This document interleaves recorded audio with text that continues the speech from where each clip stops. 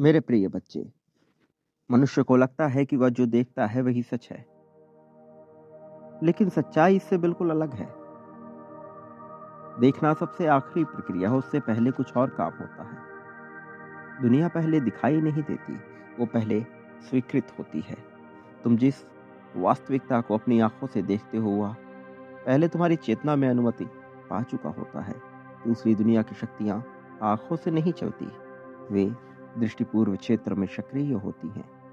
वह क्षेत्र जहां अभी कुछ भी दिखाई नहीं देता, लेकिन कुछ तय हो चुका होता है। तुम्हारे साथ ये घटना बार बार घटित हो रही है, जहां तुम्हें ऐसा लग तो रहा है कि तुम्हें कुछ करना है, लेकिन आगे कोई राह समझ नहीं आ रही। वास्तव में ये विजेता मानसिकता की निशानी होती है, और तुम उस विजेता मानसिकता को प्राप्त कर चुके हो। अब तुम्हारे पास ये संदेश स्वतः चल कर आया है, क्योंकि अब बदलाव तुम्हारे ही जीवन में होना है। इसलिए मेरे प्रिय बच्चे, इस संदेश को हर हाल में पूर्णतः अंत तक सुनो। किसी भी परिस्थिति में इसे बीच में छोड़कर जाने की भूल ना करना। मेरे प्रिय, परम सत्ता तुम्हारे सामने घटनाएं नहीं रखती, वो क्या रखती है तुम्हें ये समझना होगा। वो रखती है संभावनाओं को।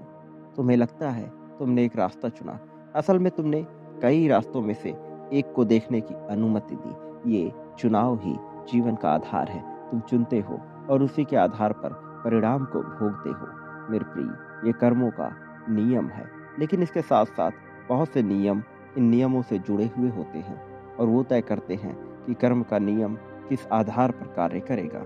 मेरे प्रिय, ये तय करना कि कौन सा नियम कैसे कार्य करता है, ये मनुष्य का कार्य नहीं है।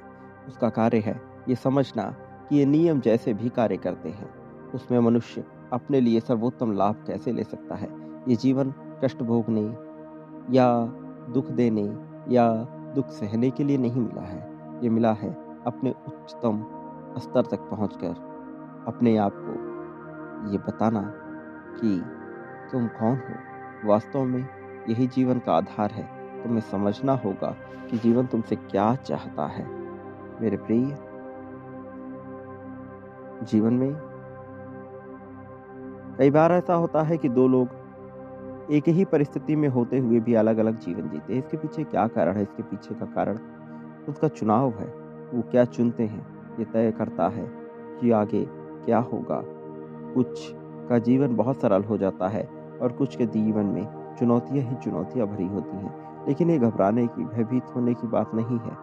ये बात है ये समझने की कि जीवन वास्तविकता में तुमसे क्या चाह रहा है। मेरे प्रिय, इसलिए ऐसा होता है कि परिस्थिति समान होती है, लेकिन चयन चयन का विकल्प अलग होता है। और जब चयन मनुष्य अलग करता है, तो परिणाम अलग पाता है। मेरे प्रिय, दूसरी दुनिया और उसका अस्तित्व, तुम्हें इसके अर्थ को समझना होगा।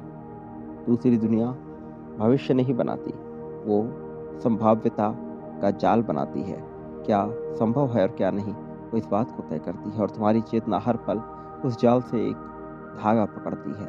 मनुष्य सोचता है कि वो स्वतंत्र है, वो है, लेकिन उसकी स्वतंत्रता ये तय करने में है कि वह किस संभावना को देखने देगा। परम सत्ता कोई आदेश नहीं देती, वो बस फोकस को बदल देती है, और जैसे ही फोकस बदलता है, पूरी वास्तविकता नई लगने लगती है। तुमने देखा होगा, उस समय तक तुम किसी चीज को देख ही नहीं पाते, फिर अचानक वो हर जगह दिखाई देने लगती है। वह चीज नई नहीं होती, तुम्हारी चेतना उसके लिए खुली होती है। दूसरी दुनिया की शक्ति इसी बिंदु पर काम करती है। वो दुनिया नहीं बदलती, वो तुम्हारी देखने की सीमा बदलती है। परम चेतना तुम्हारे विश्वास नहीं मांगती। तुम्हें समझना होगा कि जीवन क्या है। मेरे प्रिय बच्चे, याद रखो, तुम बहुत बड़े विजय की ओर बढ़े हो। ये विजय तुम्हारी सोच, तुम्हारी कल्पना, इन सब से श्रेष्ठ है, और तुम्हारा वर्चस्व भी इससे कहीं ज़्यादा है, और तुम्हें ऐसा प्राप्त होने वाला है। लेकिन उसके लिए तुम्हें बांटना होगा। मेरे प्रिय, बांटने से मनुष्य